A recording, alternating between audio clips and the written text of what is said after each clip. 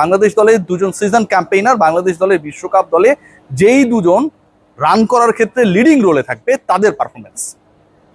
I am going to discuss about Nazmul Hossain Shanto and Liton Kumar Das. I am going to discuss about the captaincy and the batting role Nazmul Hossain Shanto and Liton Kumar Das.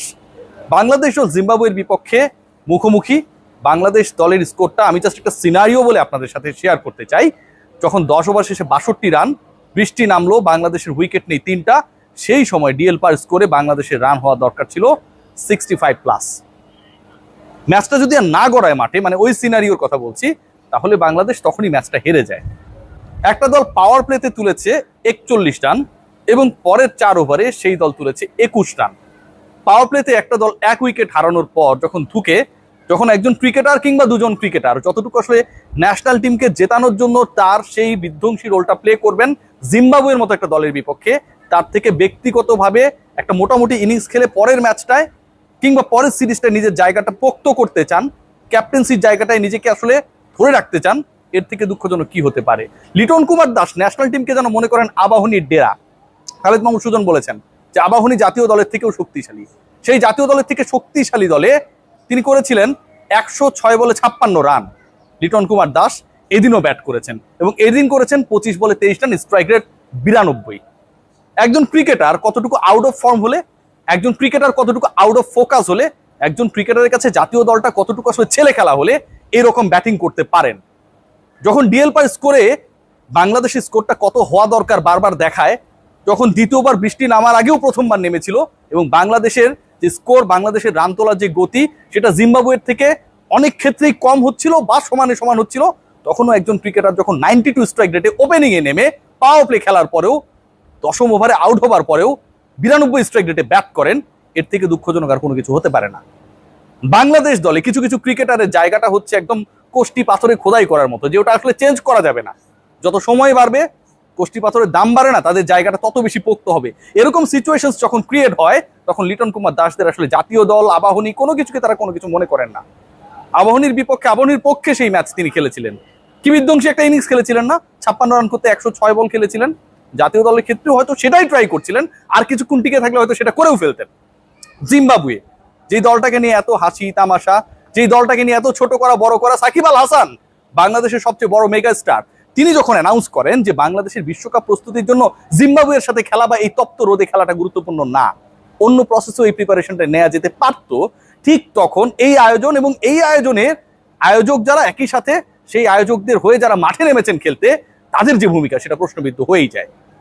Nazmul Hossain শান্ত, একবার দেখুন যে বাংলাদেশ দল ক্যাপ্টেনের definitely একটা গাটসি role থাকে। এই যে আমি কথা বলছি না, উইথ গাটস আমি কথা বলছি, ফাজলামি করছি না। আমি জানি অনেক বাধা বিপত্তি আপত্তি অনেক কিছু থাকার পরেও, অনেক বিতর্ক থাকার পরেও এই জায়গাটায় দাঁড়িয়ে রিয়াসাত আজিম কথা বলতে পারবে কি পারবে না, এরকম বিষয়গুলো যখন অনেক সময় অনেকেই সুতায় ঝুলানোর চেষ্টা করেন, ঠিক তখন গাটস নিয়ে দাঁড়িয়ে এখানে কথা বলার সাহসটা দেখাই। আর বাংলাদেশ টিমের একজন ক্যাপ্টেন পরপর 2 দিন টস জেতার পরে বোলাররা হচ্ছে একটা ছোট স্কোরে জিম্বাবুয়েকে আটকে রাখবে, তারপরে আমরা 92 স্ট্রাইক রেটে ব্যাট করে জিতে যাব, এই ক্রেডিট নেওয়ার জন্য আমরা প্রতিপক্ষকে ব্যাটিং এ পাঠাই। আজকে টি-20 ক্রিকেট যখন 200 রানে খেলায় পরিণত হয়, আজকে টি-20 ক্রিকেট যখন 180 রানে খেলায় পরিণত হয়, টি-20 ক্রিকেটে বাংলাদেশের এভারেজ স্কোরটা যখন 140-50 বেশি হয় না, তখন এই জিম্বাবুয়ের বিপক্ষে আমি টানা 2 ম্যাচে সুযোগ পেয়েও আগে ব্যাট করি না। আমি অন্য ব্যাটারদেরকে পরখ করে দেখি না, পাওয়ার প্লেতে কিভাবে 60, 70, 80 রানস করা যায়, সেই চেষ্টাটা আমরা কেউ করি না। কারণ প্রতিপক্ষ 124 রানে 138 রানে অল আউট হবে, তারপরে আমি আমার ইন্টেন্ট শো করবো 6 ওভার 36 বলে 41 রান করলে আমার জন্য এনাফ হয়ে যায়, 6 ওভারে 35 রান করলে আমার জন্য এনাফ হয়ে যায়। এই যে ইন্টেন্ট, এই যে মানসিকতা, এই যে চিন্তা ভাবনা, এই যে বাংলাদেশ দলের হয়ে, জাতীয় দলের হয়ে খেলতে গিয়ে ডিসিশন মেকিং এ গড়বড় করা, এগুলো থেকে নাজমুল শান্তদের বের করবে কে? কারণ তারা কেউ বের হতে চান না। দুঃখজনক হলেও সত্য যে এই জিনিসটা আমরা দেখেছি। নাজমুল হোসেন শান্ত আগের ম্যাচে ফেইল করেছিলেন, আজকের ম্যাচে অনেক ক্ষেত্রে স্লোয়ার বল বুঝতে পারেন না, অনেক ক্ষেত্রে প্রপার লেন্থের বল বুঝতে পারেন না, একটা 6 দেখার মতো মেরেছিলেন, কিন্তু সে পর্যন্তই। সেই নাজমুল হোসেন শান্ত 15 বলে 16 করে আউট হয়ে গেছেন। আগের ম্যাচে 24 বলে 21 করেছিলেন, এদিন তিনি অনেক ইমপ্রুভ করে ফেলেছেন ভাই। 15 বলে 16 করেছেন, 104-5 স্ট্রাইক রেটে ব্যাট করেছেন, মারহাবা, কোনো টেনশন নেই। 16 রান যেহেতু করেছেন, 15 বল যেহেতু খেলেছেন, 100+ স্ট্রাইক রেটে যেহেতু ব্যাট করেছেন, এবং বাংলাদেশ টসে জেতার পর যেহেতু ফিল্ডিং নিয়েছে, তার মানে বোলাররা সব কাজ আমার জন্য করে দিবে, প্লেটে সব খাবারগুলো পরিবেশিত হয়ে যাবে, আমি শুধু খাবো। এই সিচুয়েশনটা যখন ক্রিয়েট হয়, সেটা আসলে কতটুকু সাপোর্টেবল। যখন লিটন কুমার দাস আউট হয়ে ব্যাক করছিলেন তখন খুব অল্প সংখ্যক দর্শক জহুর আহমেদ চৌধুরী স্টেডিয়ামে খেলাটা দেখতে এসেছেন, তারা বলছিলেন ভুয়া ভুয়া। সাকিব আল হাসানকে ভুয়া বলেছিলেন যেই দর্শকরা, মানে দর্শকদেরকে আমি কমনলি বলি, সেই দর্শকদের মানে কমনলি বলছি, চিন্তা ভাবনা পরিকল্পনা বাংলাদেশ দলের প্রতি ইন্টেন্ট, লিটন কুমার দাসের প্রতি ইন্টেন্টটা হচ্ছে ভুয়া ভুয়া। কতটা দুঃখজনক! একজন ক্রিকেটার যত বড় ক্রিকেটার, তার থেকে যখন অ্যাটিটিউডে অনেক বেশি এগিয়ে যান না, প্রবলেমটা হয় ওখানটায়। লিটনের প্রবলেমটা হচ্ছে ওই একই জায়গায়। আজকে বিরাট কোহলিকে দেখুন, আইপিএল এর সর্বোচ্চ রান গেটার, এবং প্রত্যেকটা ম্যাচে তিনি রান করেন গাভাস্কারের সাথে, রবি শাস্ত্রীদের সাথে তর্কে মাতেন। স্টার স্পোর্টস তার সেই তর্কে, তার সেই যুক্তি, তার সেই বক্তব্য যখন টেলিকাস্ট করেন, সেটা নিয়েও বিতর্ক হয়। কারণ কোহলিকে যারা সমালোচনা করেছিলেন তারাও স্টার স্পোর্টস এর মাইক্রোফোন হাতে করেছিলেন, আর কোহলি যখন সমালোচকদের এক হাত নেন, তিনিও তখন মাইক্রোফোনটা সামনে নিয়েই করেন।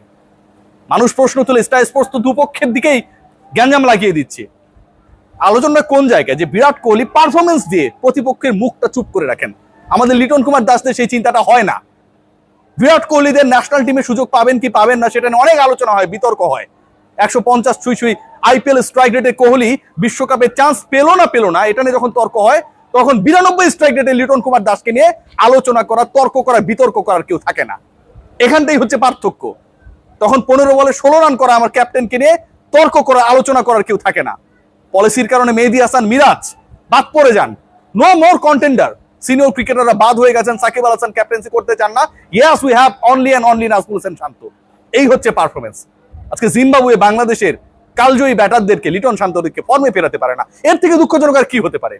জিম্বাবুয়ের বিপক্ষেও, প্রিয় প্রতিপক্ষের বিপক্ষেও লিটন কুমার দাসদেরকে ব্যাট করতে হয় আন্ডার 100 স্ট্রাইক রেটে। এর থেকে দুঃখজনক আর কি হতে পারে? জিম্বাবুয়ের বিপক্ষে টস জেতার পরে বাংলাদেশ টিম ম্যানেজমেন্টকে ডিসিশন নিতে হয় যে আমরা আগে বোলিং করব, তারা 140 অল আউট হয়ে যাবে, আমরা 2 বল বাকি থাকতে, 2 ওভার বাকি থাকতে, 6 উইকেট বাকি থাকতে আমরা ক্রস করে যাব। বিশ্বকাপের পরিকল্পনা প্রস্তুতি কি এটা?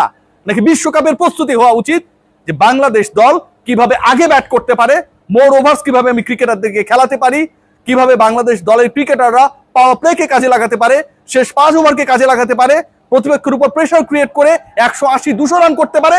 That is the proper preparation of the world cup. আমরা কি সেই পরিকল্পনায় আছি? আমরা নেই। We are just thinking to win one more T20 international matches. আমরা শুধু সংখ্যা বাড়াতে চাই। এই সংখ্যা বাড়ানোর পরিকল্পনা যখন আমরা করি, ঠিক তখন বাংলাদেশ দল, বাংলাদেশের পরিকল্পনা, বাংলাদেশের ক্যাপ্টেন্সি, বাংলাদেশের ব্যাটিং অর্ডার এবং ব্যাটারদের পারফরমেন্স প্রশ্নবিদ্ধ হয়। আমার বক্তব্য প্রশ্নবিদ্ধ হয়। সবাই অনেকে গালিগালাজ করবেন, thank you so much, I accept that. আমি ভালো করার চেষ্টা করব। আমাদের ক্রিকেটাররা যেন পরবর্তী ম্যাচ একটু ভালো করার চেষ্টা করে। Take great care. সবাই ভালো থাকবেন।